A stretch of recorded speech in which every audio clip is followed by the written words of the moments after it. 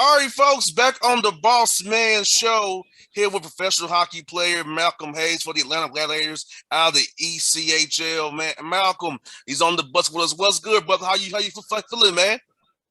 I'm doing good, man. How are you? Thank you for having me on the show. No doubt, brother. Man, let me ask you, it's not too many brothers who play hockey. So tell me what got you into the game of hockey, man, and wanted to make your hay in the NHL, man, on the ice there, brother. Yeah, I just started when I was young. I was living in Detroit when I started playing. It's pretty common up there in the north. So we moved down here, just kept at it.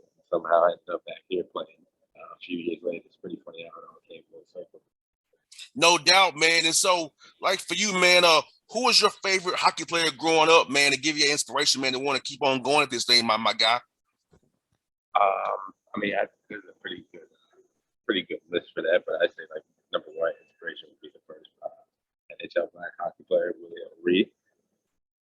And then I'd also say Wayne Simmons too. I always like the game that he plays. He plays a strong, tough game. So those are probably two of the biggest names that I would say are like inspirations for me. No doubt. And you are an enforcer, brother. I saw you some of your videos, man. You are an enforcing brother. You out there knocking cats down, man. So talk about your game on the ice, man, and how you want to leave an impact on the ice for these guys you're going into every night on the rink there. I would just say I play like a heavy physical game. I wouldn't say like an enforcer, but I stick up for myself. I stick up for my teammates. And when something has to go down, then, I have fun with that. But for the most part, I'm just out there trying to make some plays. No doubt. Hey, but bro, I saw you, but you got some hands on you, my guy. I saw it. I appreciate that. I said, my man got some hands on him. My man doing his thing. And like you said, man, Atlanta used to have the Thrashers. I remember going to some Thrasher games before they left and went to become the Winnipeg Jets now. And your team is with Ottawa underneath them. But when you came down, moved down here, bro, like, how did your family and you kind of stay in that hockey mode, connect with people down here? Because the Thrashers were popular here for a while. Yeah. I would say a lot of that comes from the work that my dad put in. He was just good at really networking and just asking questions and asking hockey parents and stuff like that. I would say the hockey community down here is pretty small. So, like, if you know one person in it, then you probably know everybody in it. So that's how it got to this point, really. No doubt. And you went to Maine for 4 years, man. Then you went to Alaska Anchorage. And then being from Detroit, I guess the cold weather didn't get to you. No, it'll get to me for sure. But talk about the experience being up there in Maine, man, playing hockey there, college hockey up there, then going to Anchorage for your last year, man. Yeah, both major schools, both great experiences. I was in Maine for 4 years. Obviously, like you said, with the cold, it was pretty bad. But I went to prep school too, high school, so I was kind of used to the cold already. And I've always just had that mindset where I'm gonna go wherever for hockey, so it didn't really matter to me if it was hot or cold. But I made it work, so I wasn't too worried about it. I Then I made it even more colder by going to Alaska. no doubt, no doubt. Like I'm like my man loves the cold weather more than anybody I know right now. all them spots, but yeah, man, I like it, man, because I see the Nashville Predators are kind of close to here, so it's Carolina as well, man. So like for me, man, I'm glad to see you going into it because my alma mater, Tennessee State, now wants to get a hockey team. Men's and women's Yeah, I remember reading that.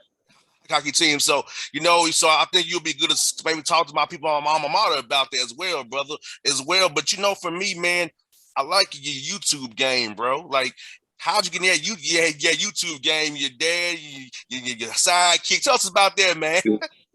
Yeah, I just started it after I finished college, and I just had a little bit more time on my hands. And my dad was just like, "You should like record this and put this on YouTube." Like, people want like an inside look at what like professional athletes do and stuff like that. And I just had a little bit of time. My nephew loves YouTube too, so he was into it, and he was teaching me stuff about YouTube. So we were just having fun with it. Malcolm, for his training, I played football, basketball, baseball. What's the training like for hockey? Because you have to have a lot of endurance to skate for three periods as well. So, and of course, you have line shifts, of course. So, what's the training regimen for hockey per se, from a football, basketball, baseball perspective, compared to what you have to do? I would say like you gotta have you don't have to be as strong as a football player, but you gotta have strength like a football player. It's like a basketball player. You gotta be able to go forever. You have those shifts, so sometimes you're not gonna be able to get off when you want to get off. So you have to go an extra 30, 45 seconds. You gotta be able to be ready for that, and that's where it comes also comes out of being strong and winning those battles. No doubt. And you know what, man? I think that, let me ask you this: how can we get more young black men to take a look at hockey more so than the route typically taken, which is football, basketball, baseball? How can we get more young men involved in wanting to take the hockey path as you have? Honestly, I think it comes back to like the colleges. I think they did a better job of marketing, letting them know that they're out there. Because right now there's only 59 Division I schools, I think. So I think there needs to be more marketing, just for people to understand that there are other ways that you can take to go get an education cheaper than you would if you just went to school and things like that. And then it also comes from favorite thing like the NHL and the big leagues, but that just comes with growing the game of hockey as a whole. I still think that needs to keep getting better and better, and that'll help it grow too.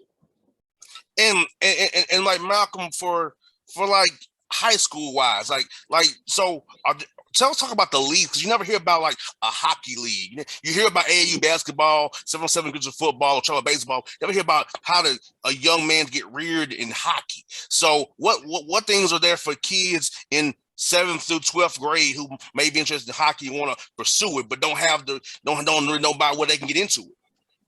Yeah, I mean, you could just like start at like your local rinks. Usually, most local rinks will have like either like AA or AAA teams that you start out with, and then there's like a lot you don't hear about like the leagues because there are so many hockey leagues in terms of like they call them juniors. So there's a lot of those younger leagues where like the teenagers or and, like, younger kids will